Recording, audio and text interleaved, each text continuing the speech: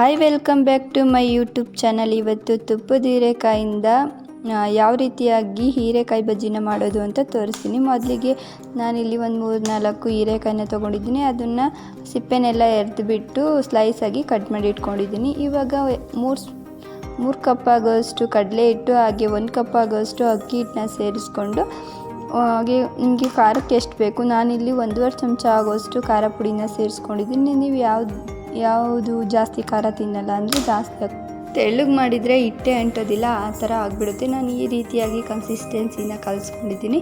ನೀವು ಇದೇ ರೀತಿಯಾಗಿ ನೀಟಾಗಿ ಕಲಿಸ್ಕೊಳ್ಳಿ. ಒಂದು ಸ್ಲೈಸ್ನ ಹಾಕಿಬಿಟ್ಟು ನೋಡಿದರೆ ನಿಮಗೆ ಗೊತ್ತಾಗುತ್ತೆ ಯಾವ ರೀತಿಯಾಗಿ ಹಿಟ್ಟು ಅಂಟುತ್ತೆ ಅಂತ.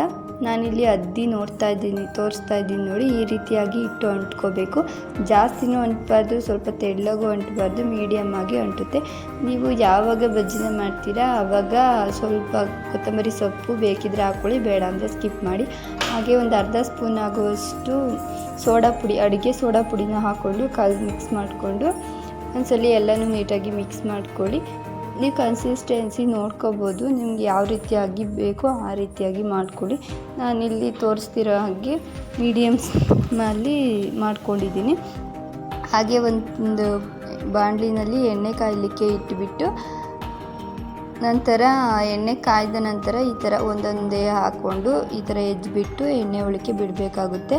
ನಾನು ಬಿಡ್ತಾ ಇದ್ದೀನಲ್ಲ, ಈ ರೀತಿಯಾಗಿ ಬಿಡಬೇಕು. ಹಿಟ್ಟು ಜಾಸ್ತಿನೂ ಅಂಟಬಾರ್ದು. ನೋಡಿ ಯಾವ ರೀತಿ ಅಂಟ್ಕೊತಾ ಇದೆ, ಸ್ವಲ್ಪನೇ ಆ ರೀತಿಯಾಗಿ ಅಂಟಿಸಿದ್ರೆ ಬಜ್ಜಿ ಉಬ್ಕೊಂಡು ತುಂಬ ಚೆನ್ನಾಗಿ ಬಂದಿರುತ್ತೆ. ಹೀರೆಕಾಯಿ ಬಜ್ಜಿ ತಿಂತಾಯಿದ್ರೆ ಇನ್ನೂ ತಿನ್ನಬೇಕು ಅನಿಸುತ್ತೆ, ಅಷ್ಟು ಚೆನ್ನಾಗಿರುತ್ತೆ ಬಜ್ಜಿ ಮಾತ್ರ. ನೀವೊಂದ್ಸಲ ಈ ಥರ ಟ್ರೈ ಮಾಡಿ ನೋಡಿ. ಸಿಂಪಲ್ಲಾಗಿ ಯಾರಾದರೂ ಗೆಸ್ಟ್ಗಳು ಬಂದಾಗ ಮಾಡೋಕ್ಕೆ ತುಂಬ ಚೆನ್ನಾಗಿರುತ್ತೆ. 2 ಹೀರೆಕಾಯಿ ಇದ್ದರೂ ಮನೆಗೆಲ್ಲ ಆಗುತ್ತೆ, ಅಷ್ಟು ಚೆನ್ನಾಗಿ ಮಾಡ್ಕೋಬೋದು. ನೋಡಿ ಈ ರೀತಿಯಾಗಿ ಎಣ್ಣೆ ಒಳಗೆ ಹಾಕ್ಕೊಂಡು ನೀಟಾಗಿ ಫ್ರೈ ಮಾಡ್ಕೋಬೇಕು. ಜಾಸ್ತಿ ಹಾಕಬಾರ್ದು, ಒಂದೊಂದೇ ಹಾಕಬೇಕು ಅಷ್ಟೇ. ಕೈಗೆಲ್ಲ ಎಣ್ಣೆ ಆರಿಬಿಡುತ್ತೆ. ಸ್ವಲ್ಪನೇ ಹಾಕ್ಕೊಳ್ಳಿ, ಒಂದೇ ಸರಿ ಎಲ್ಲನೂ ಹಾಕೋಬಾರ್ದು. ಒಂದು ಚಿಕ್ಕ ಬಾಣಲೆ ಆದರೆ ಒಂದು 5, ಜಾಸ್ತಿ ಅಂದರೆ ಒಂದು 9 ಹಾಕ್ಕೊಂಡು ಫ್ರೈ ಮಾಡ್ಕೋಬೇಕಾಗುತ್ತೆ.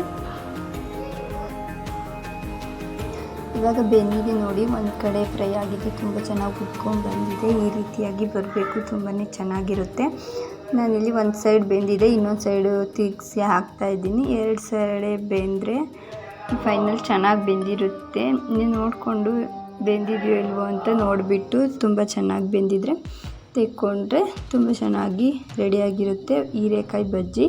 ನೀವೊಂದ್ಸಲ ಟ್ರೈ ಮಾಡಿ. ನೀವು ಪದೇ ಇದೇ ಥರ ಟ್ರೈ ಮಾಡ್ತಾ ಇರ್ತೀರಾ. ಎಲ್ಲವನ್ನು ತೆಕ್ಕೊಂಡು ಒಂದು ಸೋಸೋ ಜಾಲರಿನಲ್ಲಿ ಹಾಕ್ಕೊಳ್ಳಿ, ಎಣ್ಣೆ ಎಲ್ಲ ಸೋರುತ್ತದೆ. ಇಲ್ಲಾಂದರೆ ಎಣ್ಣೆ ಏನು ಜಾಸ್ತಿ ಇದಾಗಿಲ್ಲ ಅಂದರೆ ಹಾಗೆ ಹಾಕ್ಕೋಬೋದು. ಫೈನಲಿ ಹೀರೆಕಾಯಿ ಬಜ್ಜಿ ರೆಡಿಯಾಗಿದೆ ನೋಡಿ ಯಾವ ರೀತಿಯಾಗಿದೆ ಅಂತ. ಕ್ರಿಸ್ಪಿಯಾಗಿ ಬಂದಿರುತ್ತೆ. ನೀವೊಂದ್ಸಲ ಟ್ರೈ ಮಾಡಿ. ಅಕ್ಕಿ ಹಿಟ್ಟು ಹಾಕ್ಕೊಂಡ್ರೆ ತುಂಬ ಚೆನ್ನಾಗಿ ಕ್ರಿಸ್ಪಿಯಾಗಿ ಬರುತ್ತೆ, ಬರೀ ಕಡಲೆ ಹಿಟ್ಟಿಗಿಂತ. ನೋಡಿ ಎಷ್ಟು ಚೆನ್ನಾಗಿ ಬಂದಿದೆ ಅಂತ. ತಿನ್ನಲಿಕ್ಕೂ ಮಾತ್ರ ತುಂಬ ಚೆನ್ನಾಗಿತ್ತು. ಈ ವಿಡಿಯೋ ಇಷ್ಟ ಆಗಿದ್ದರೆ ನಮ್ಮ ಚಾನಲನ್ನು ಸಬ್ಸ್ಕ್ರೈಬ್ ಮಾಡಿ, ಲೈಕ್ ಮಾಡಿ, ಹಾಗೆ ಶೇರ್ ಮಾಡಿ, ಕಮೆಂಟ್ ಮಾಡಿ, ನಮಗೂ ಸಪೋರ್ಟ್ ಮಾಡಿ. Thank you for watching. Bye. Next ವಿಡಿಯೋದಲ್ಲಿ ಸಿಗ್ತೀನಿ.